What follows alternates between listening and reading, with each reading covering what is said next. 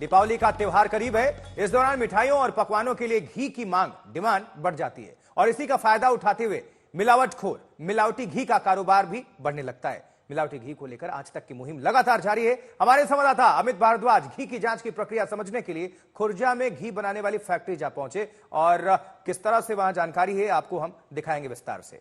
Operation dirty घी। तो इस वक्त हम लोग उस सेक्शन में हैं फैक्ट्री के जहां से हम सैंपल्स उठाने वाले हैं और चंद्रप्रकाश जी हमारे साथ ही हैं। तो सर ये यहाँ प्रोसेस आपका जो घी होता है वो पहुँचता है, राइट? ये हमारा जो है जो हम डिस्पैच करते हैं टू द सेल, वो उस गोदाम में हम चल रहे हैं। तो वहाँ से आप जो है कोई सा भी पैकेट उठा लें। तो ये एक रैंडम पैकेट हम उठाते हैं या यहाँ से उठा लें और इस पे मैं सैंपल 3 लिखने वाला हूँ क्योंकि हमने जो वहाँ बाज़ार से उठाया था उस पे हमने S1 की मार्किंग की है, तो उसको जो है अब हम इसको S3 की मार्किंग यहाँ पे करने वाले हैं। खनलाल जी हैं हमारे साथ। सर ये जीसी क्रोमेटोग्राफी क्या मतलब होता है इसका? इससे घी की प्योरिटी पता चलती है। अगर घी में कुछ भी किसी ने मिलाया तो इसकी जीसी जो गैस क्रोमेटोग्राफी है वो कम हो जाएगी।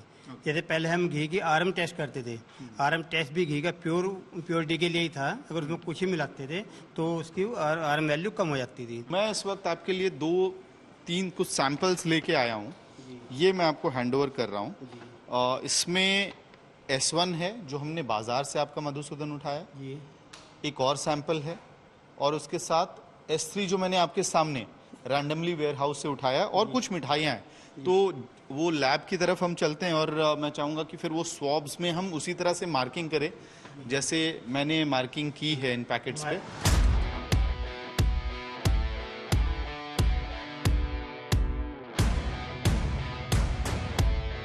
इनके अंदर सैंपल्स रखा, राइट?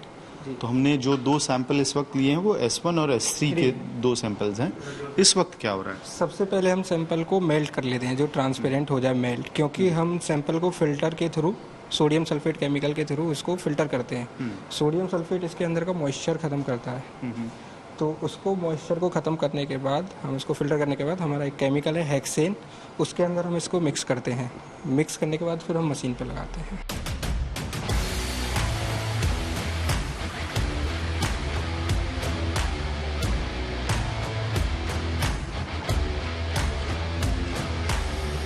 सैंपल 1 का जो रिजल्ट है ये वो घी है जो हमने दिल्ली में बाजार से खरीदा था मधुसूदन का। वो सैंपल 1 हमने नाम दिया था, S1 नाम दिया था। वो भी 101% आया, यानी कि जो परमिसिबल यूनिट लिमिट है ISO की उसके तहत।